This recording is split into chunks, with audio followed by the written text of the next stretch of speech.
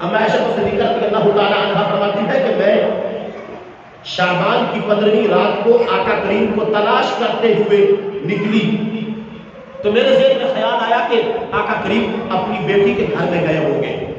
تو میں نے سیدہ فاطمہ پاک کا دروازہ کھٹکھٹایا تو اندر سے مجھے پوچھنے والے نے پوچھا کہ دروازے پہ آنے والا کون ہے؟ تو اس وقت میں نے جواب دیا کہ میں آقا کریم کو تلاش کر رہی ہوں.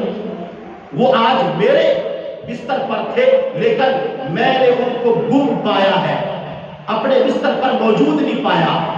تو کیا آپ کی طرف تو نہیں آیا؟ تو سیدہ فاطمہ رضی اللہ تعالی عنہا سارے گھر والوں کو بتایا کہ ابا جی اپنے گھر میں موجود نہیں ہے. اور ام المومنین عائشہ صدیقہ رضی اللہ تعالی عنہا ان کو تلاش کرنے کے لیے نکل کر ہمارے گھر تک پہنچی ہے. تو سارے نفوس قدسیہ آقا کریم کی تلاش کے لیے اور آقا کریم کی ملاقات کے لیے نکلے. اما عائشہ بھی چل پڑی، پہلے اکیلی تھی، اب سیدہ فاطمہ پاک بھی چل پڑی، مولا حسن پاک بھی چل پڑے، مولا حسین پاک بھی اور حضرت علی المرتضیٰ بھی. یہ سارا مقدس ہستیوں کا قافلہ جب جنت البقیع پہ گیا، مولا علی پاک نے فرمایا کہ پہلے مسجد میں جا کے دیکھتے ہیں، مجھے لگتا ہے کہ وہ مسجد میں نہ چلے گئے ہو. تو جب مسجد نبوی میں دیکھا تو آقا کریم نہ ملے تو پھر مولا علی پاک نے ہی دوسری مرتبہ فرمایا کہ جنت البقیع میں جاتے ہیں، وہاں پر امت کے لیے دعا کر رہے ہوں گے. تو جب سارا قافلہ جنت البقیع میں پہنچا تو اس وقت آقا کریم صلی اللہ علیہ وآلہ وسلم حالت سجدہ میں تھے اور انتہائی عاجزی کے ساتھ. حدیث کے الفاظ یہ ہے کہ آقا کریم صلی اللہ علیہ وآلہ وسلم کی مولا علی پاک فرماتے ہیں جو اس دن میں نے عاجزی دیکھی شرات کی رات کو، شعبان کی 15ویں رات کو جنت البقیع قبرستان میں حالت سجدہ میں، جو میں نے اس دن آقا کریم کی عاجزی دیکھی، نہ اس طرح کی عاجزی میں نے پہلے دیکھی نہ پھر بعد میں دیکھی. تو حضور سجدے میں تھے. اب کسی کی ہمت نہ ہوئی کہ آقا کریم صلی اللہ علیہ وآلہ وسلم کو سجدے سے اٹھایا جائے.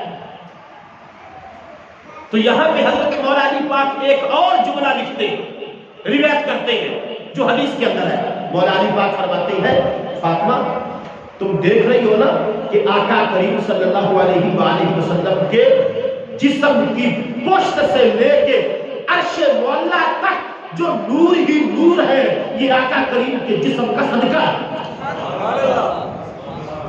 یہ لفظ موجود ہے روایت کے اندر، مشکات الانوار کے اندر بھی موجود ہے، زبدۃ الواعظین کے اندر بھی موجود ہے، مشکات شریف کے اندر بھی موجود ہے، مسند امام احمد بن حنبل کے اندر بھی موجود ہے کہ یہ جو سارا عرش تک نور نظر آ رہا ہے. بات کو مکمل کرتا ہوں. تو اما فاطمہ نے آگے بڑھ کے آقا کریم صلی اللہ علیہ وآلہ وسلم کے سر مبارک کو اشارہ کر کے سجدے سے اوپر اٹھایا. تو آقا کریم صلی اللہ علیہ وآلہ وسلم نے ان سب آنے والی مقدس ہستیوں کو مخاطب کر کے ارشاد فرمایا بیٹی آپ کو پتہ نہیں آج کون سی رات ہے؟ تو اما فاطمہ نے 2 سوال کیے.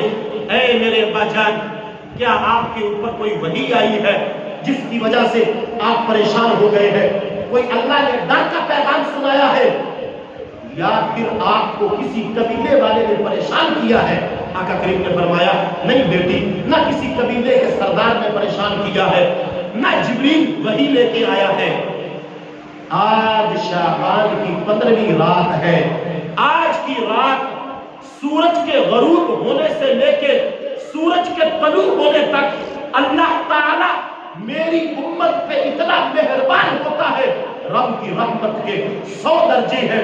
ایک درجے کا یہ کمال ہے کہ ایک رب کی رحمت کا درجہ جس کی وجہ سے ماں بیٹے سے محبت کرتی ہے، جس کی وجہ سے لوگ لوگوں کے ساتھ تعلقات قائم رکھتے ہیں، یہ ایک رحمت ہے جس کی وجہ سے زمین والے جانور اپنے بچوں سے پیار کرتے ہیں کہ ایک جانور جب اپنے بچے کو جنم دیتا ہے اپنا پیر اپنے بچے کے جسم پر نہیں رکھتا.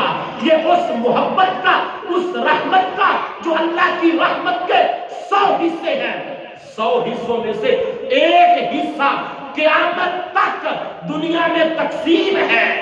جانوروں میں، چرندوں میں، درندوں میں، پرندوں میں، کہ مائیں اپنے بچوں سے پیار کرتی ہے، بہنیں اپنے بھائیوں سے پیار کرتی ہے، بھائی اپنی بہنوں سے پیار کرتے ہیں، شوہر اپنی بیوی کے حقوق کا خیال کرتا ہے، اولاد اپنے والدین کے حقوق کو پورا کرتی ہے۔ یہ اللہ کی 100 رحمتوں میں سے ایک رحمت۔ تو سیدہ فاطمہ پاک نے پوچھا ابا جی باقی 99 رحمتیں اللہ کب فرمائے گا؟ آقا کریم صلی اللہ علیہ وآلہ وسلم نے ارشاد فرمایا بیٹی قیامت تک ایک رحمت تقسیم ہوتی رہے گی، باقی 99 اللہ کی رحمت کے درجے اس وقت اللہ فرمائے گا کہ جس وقت محمد کا سر مقام محمود پہ سجدہ کرے گا۔